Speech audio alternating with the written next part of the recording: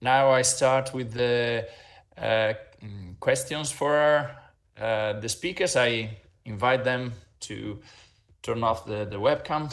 And first one is for the first two speakers, Georgia and Juana. How did you determine to perform the survey specifically every 3 years? Sure, I'll take this one. So maybe to give a little bit more context, I refer that the first Eurobarometer survey was done in 2019. In fact, there had been one in 2010, and then there was a long period, a very brief one. And when the survey was done in 2019, which was largely redesigned, it was at that time there was the acknowledgement that there was the need to have data more consistent and over a shorter time interval. Now, in deciding the duration, you also need to consider a lot of aspects in terms of this balance of getting the insights and the investment that it takes. For example, a survey like the Eurobarometer is costly to roll out, given that the face-to-face nature of most of the data collection. So here, this choice of opting for 3 years really had that balance in mind, and it took into consideration that we have a lot of other sources for data collection. So for example, the flash polls allow us to collect data as per need in terms of the evolution of awareness or risk perception with regard to different food safety topics.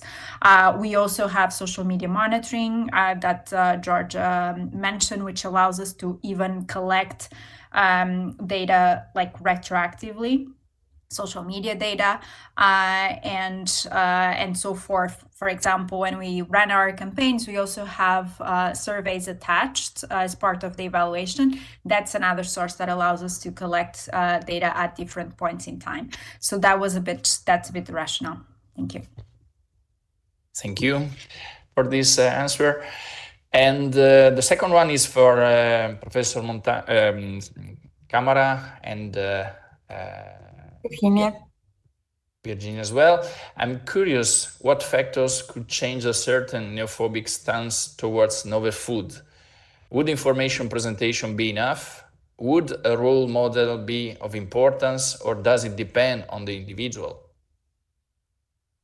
Food neophobia is a trait that depends more in the individual. So I think in this sense, of course, education can improve the levels of food neophobia, and different campaigns could help, but there is some specific trail and some specific tendency of individuals to have more neophobia if we compare one to others.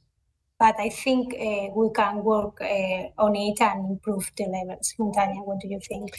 Yeah, I'm agree with you. And with information, is quite tricky. Of course, if you want more educated people, you need education and you need information.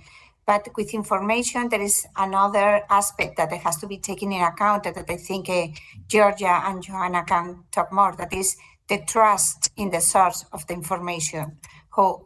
So it depends who is providing that information, or if it's a company, if it's a public authority, depending on the source of the information, the effect of that message can be completely different, can be more acceptable, or at the end, it can be seen as, okay, now I know more, but as you are telling me that, and I think you are making some profit about my knowledge, I reject the product, no? So we are always in favor of information and in favor of education and in favor of being more explicit about all the food innovation. But we have to take in account who is delivering that information. Because at the end, it's just the individuals, that Virginia said, the ones who really make the decision making about which items they buy or which food they or we eat. Yeah, Thank you. And a related question also to Professor Verbeke, what is the most important social demographic aspect, or what are the most important aspects influencing food neophobia in your experience? Yes, thanks for this question. It's a little bit tricky because we need to make a distinction between the overall population, where I would suspect this to be age, and that has also been shown with a conceptual graph, I think, in the presentation of Professor Montagna. I would suspect age, but when we look at an adult population, my experience is that there are no strong links with any of the demographics. If we look at a population, let's say from 20 to 60, 65 or 70 years of age. Anyhow, in our studies, when we included food neophobia, the food neophobia score together with demographics in our analysis, we checked always for multicollinearity, and that multicollinearity was very low. So food neophobia scores were not strongly linked to any of the other demographics, such as gender, age, or education. Thank you. Another question for the three last speakers, Montagna, Virginia, Vin. We saw that in many studies, the food neophobia scale is correlated with the consumer's acceptance of novel food, such as edible insects. However, currently, there are other measures and scales to use in consumer studying, investigating new technologies, such as NGT or other novel foods. Are you aware about these other measures, let's say? Yes, there are another scales, for example, food disgust scale. This scale is an interesting one because in the case of insects, you can take into account the disgust effect when you feel it's not about it's new or unfamiliar, it's about it's so disgusting. and if you can measure this, I think you will get more specific information for the specific case of the insect, because I think we have to treat this in a more complex or different way as unfamiliar foods or unknown foods or new foods. And this food disgust scale, I think, is one of the more adequate for this kind of products. Yeah, I fully agree to that. Also to the comment, and so there are a lot of other valuable scales available as well. It may seem as if food neophobia is an extremely important scale because we had a lot of focus on this just this morning in 2 consecutive presentations. But there is indeed much more in the world that can be very useful. And you have seen also that in the case where we looked at the cultured meat, that we did not use that food neophobia score as one of the possible determinants, because we had plenty of information simply based on perceived motives and perceived barriers. And food neophobia is simply one of those barriers, or it's part of those barriers. It's strongly correlated to that.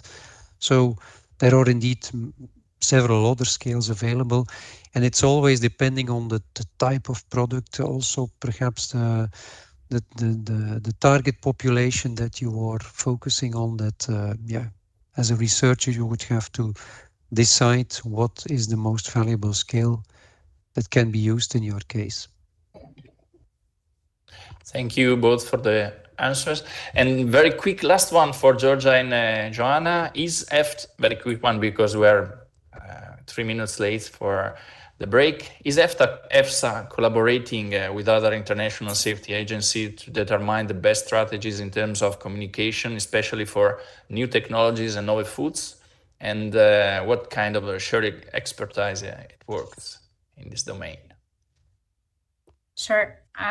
So indeed, we have actually a network of social scientists working in different international organizations. We exchange on a regular basis, be it in terms of sharing insights from recent research, in terms of exchanging on methodological advancements that we each pushing forward in our organizations, etc. I mean, as an example, in our presentation, we referred to some of a recent publication on new genomic techniques based on the flash poll, and that was actually a publication that we co-authored with colleagues at the BFR, so the Food Safety Authority in Germany, and the EFSA, so the one in the UK. So in case you're curious to know more, that's a publication you can look at. George, anything you would like to add here? No, I think, yeah, you answered perfectly. And yeah, I guess people want to go to the coffee break, so that's fine. Okay, so thanks a lot to the first speakers of this session. Thanks a lot, very interesting topics. And I would say we will come back in 15 minutes at 11:20 for the second part of the morning. Thank you.